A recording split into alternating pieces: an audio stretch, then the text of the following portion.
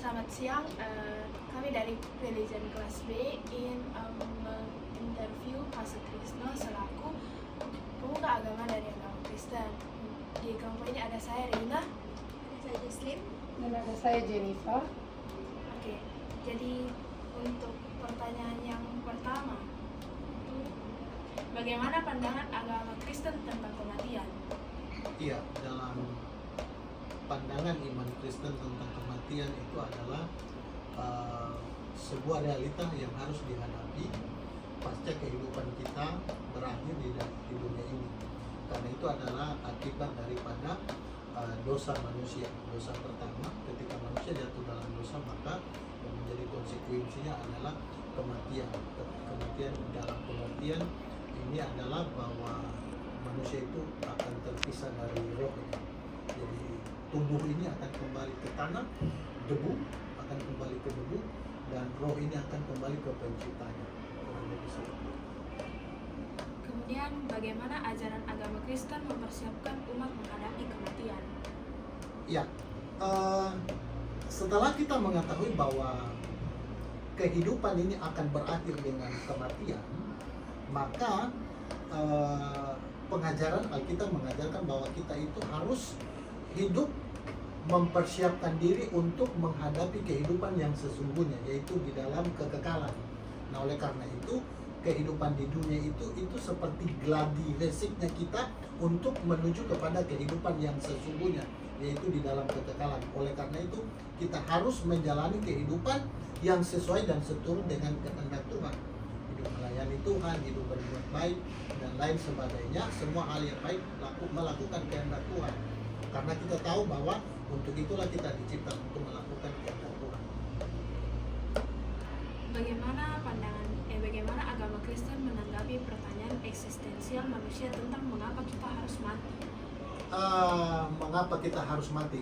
Ya itu tadi, karena sejak manusia pertama jatuh di dalam dosa, kejatuhan manusia pertama itu menyebabkan 3 hal. Yang pertama, keterpisahan dengan Tuhan, artinya diusir dari Taman Eden. Mati itu di situ dalam artian putus hubungan kita dengan Tuhan, mati secara rohani. Yang kedua, mati secara fisik, artinya hidup ini ada umurnya, terpisah antara tubuh kita dengan roh tadi.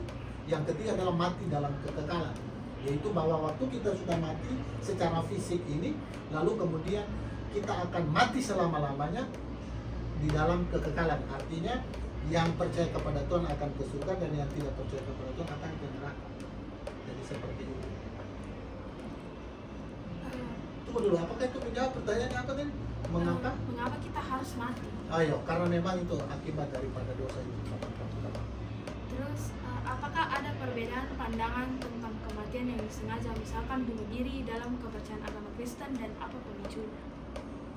Kematian yang disengaja.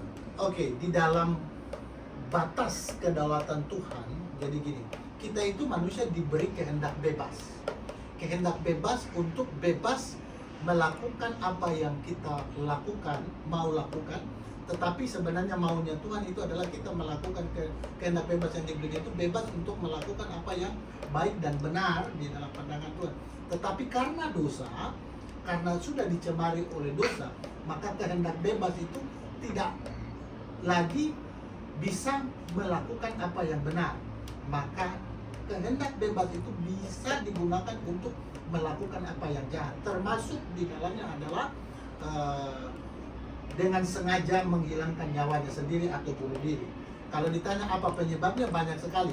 Tergantung dari kasusnya masing-masing. Ada orang, seperti contoh, ada orang bunuh diri oleh karena dia tidak bisa menahan sakit hati karena ditinggalkan oleh orang yang dikasihi, dalam hari ini pacarnya. Kan banyak contoh-contoh itu di media. Akhir bulan lalu atau 2 bulan lalu kan itu sangat marak, orang yang bunuh diri lompat dari lantai ke-13, dari 22 dan di kampus-kampus. Jadi kalau ditanya penyebabnya bisa macam-macam, tergantung pada kasusnya. Seperti itu. Apakah ada perbedaan pandangan tentang surga dan neraka di antara denominasi Kristen? Yang paling mencolok ada 2, itu khususnya Katolik dan Kristen. Kalau di dalam Katolik yang saya pahami adalah mereka percaya bahwa surga itu orang yang setelah meninggal itu akan mengalami namanya masa melewati api penyucian ya sebelum dia masuk ke dalam kekekalan atau masuk ke dalam surga. Dan orang yang masih hidup masih bisa mendoakan orang yang sudah meninggal itu ya, masih bisa didoakan supaya dia bisa lancar di dalam proses purgatory itu untuk masuk ke surga, supaya dosa-dosanya diampuni. Nah itu yang pertama. Yang kedua, di dalam pandangan Kristen secara umum itu bahwa ketika kita meninggal itu otomatis kayak roh ini kembali kepada kemampuan Bapa di surga, kemampuan Abraham atau disebut juga surga. Jadi dia langsung begitu mati langsung ke surga, tidak melalui proses lagi. Nah itu kalau di dalam secara surga. Tapi kalau di neraka hampir-hampir mirip. Neraka itu adalah tempat penghukuman bagi orang yang tidak menerima Tuhan Yesus sebagai Tuhan dan Juru Selamat. Dan di sana orang akan dihukum kekal selama-lamanya. Dan tidak ada lagi pertobatan di sana. Oke, yang terakhir, bagaimana pandangan tentang kematian mempengaruhi cara hidup umat Kristen sehari-hari? Kematian mempengaruhi cara hidup ya.